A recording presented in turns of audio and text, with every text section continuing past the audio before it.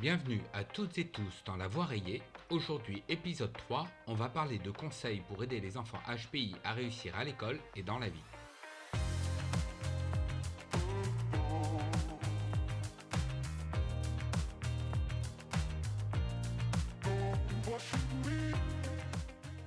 Les représentations culturelles voudraient que les personnes à haut potentiel intellectuel réussissent obligatoirement car ils sont, je cite, plus intelligents et qu'ils ont tout pour réussir. Loin de là. S'il est vrai que les profils HPI sont bien outillés cognitivement pour réaliser des projets complexes, la réussite n'est pas automatique, voire même simple à atteindre. Il y a 3 facteurs de réussite pour un HPI. La présence du profil cognitif à haut potentiel, un environnement favorable au développement des capacités et des talents, et un facteur de motivation pour enclencher la mise en activité et la persévérance. Aujourd'hui, je vais donc vous donner quelques conseils pour favoriser le développement du potentiel de votre enfant, aussi bien à l'école que dans son quotidien.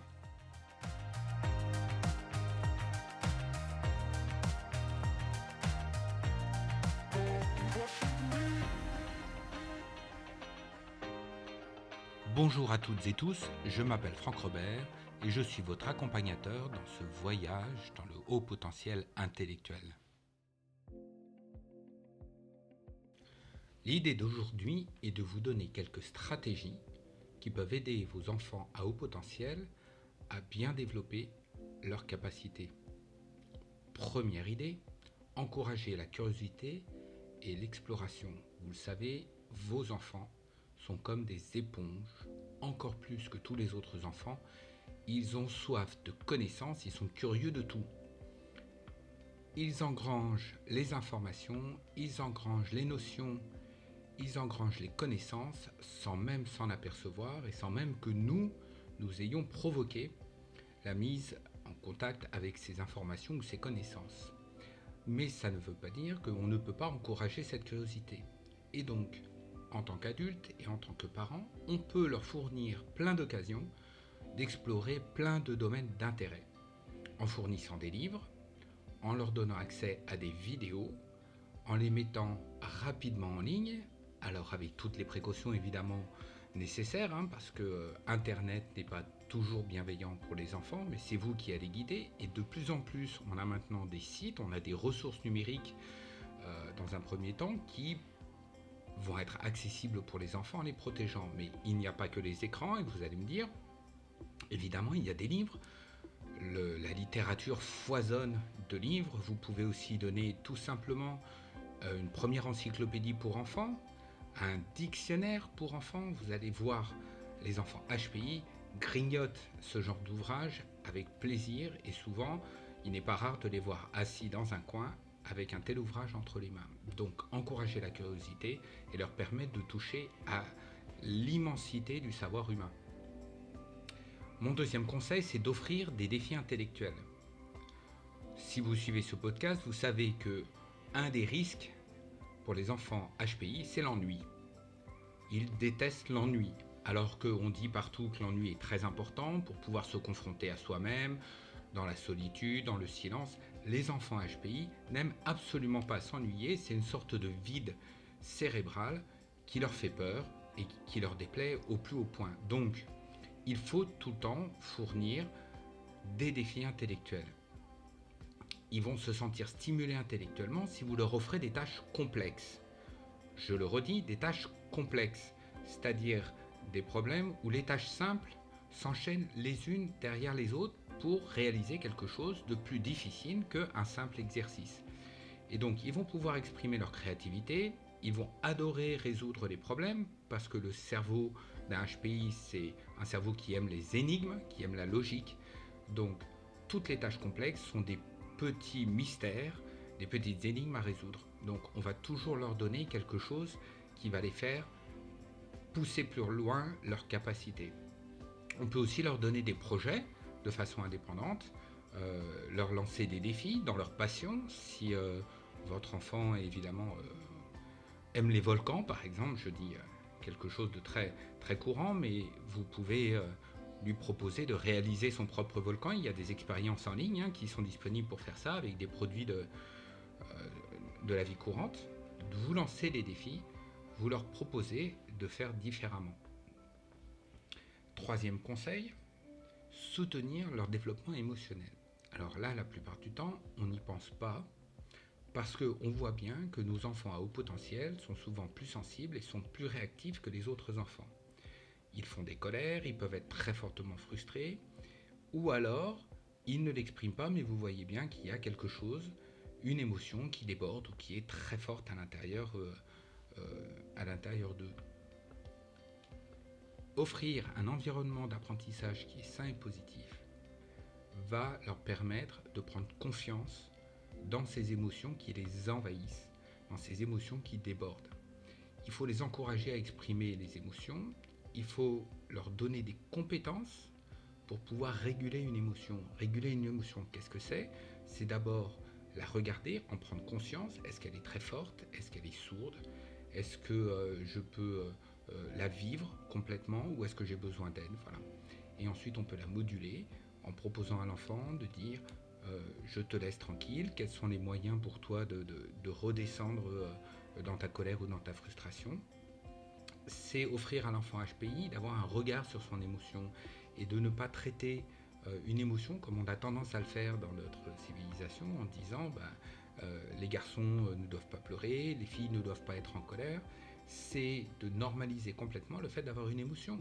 Une émotion, c'est totalement humain. Et pour les enfants HPI, elles sont très intenses, elles débordent. Et il faut les aider à les accepter en nous-mêmes, leur disant qu'une émotion, c'est tout à fait naturel, qu'on en a, et qu'on peut les accompagner pour les vivre.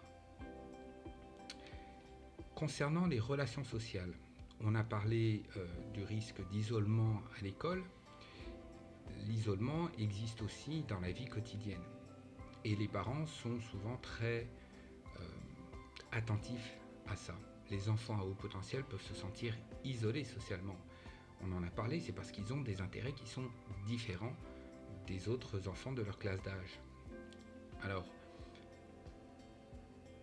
on a tendance, quand on est un adulte, à vouloir forcer les relations sociales et à vouloir normaliser la vie sociale de notre enfant à haut potentiel intellectuel. C'est très bien. La meilleure façon de le faire à mes yeux, c'est de proposer d'aller dans des clubs ou de faire des activités sportives, parascolaires, créatives, où votre enfant va se mettre au contact avec un groupe d'autres enfants.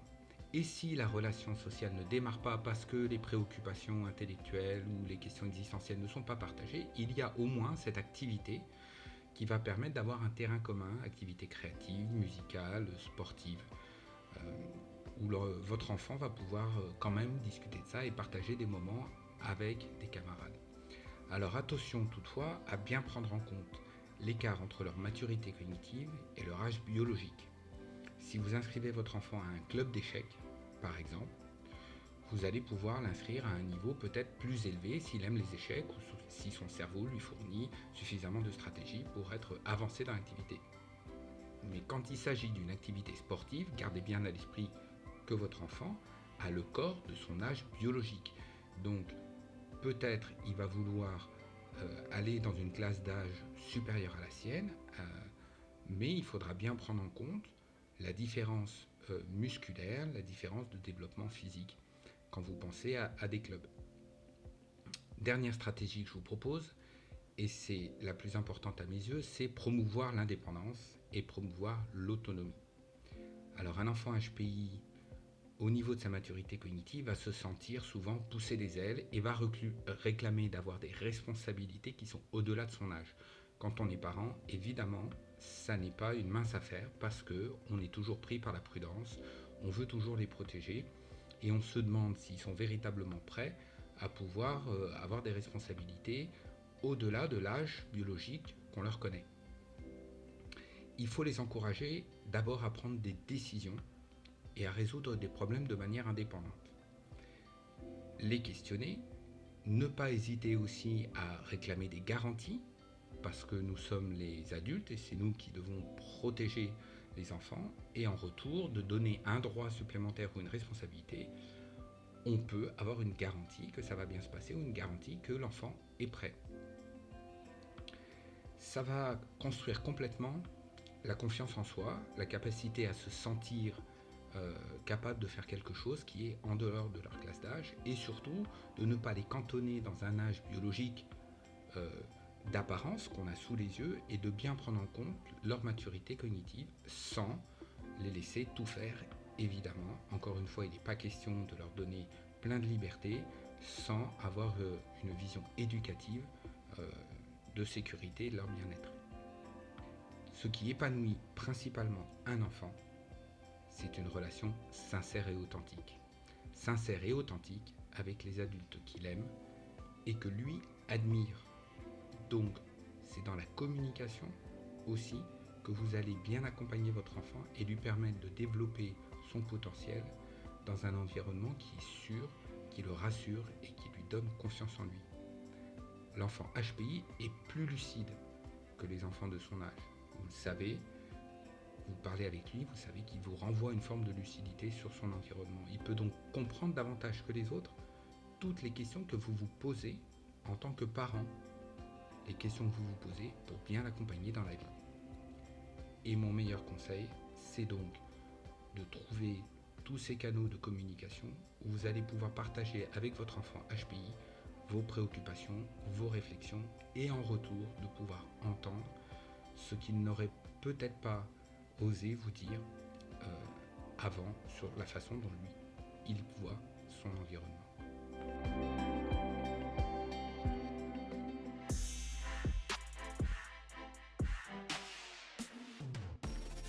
La voix rayée, c'est tout pour aujourd'hui. Merci d'avoir écouté cet épisode. On se retrouve très bientôt pour un prochain voyage. Au revoir.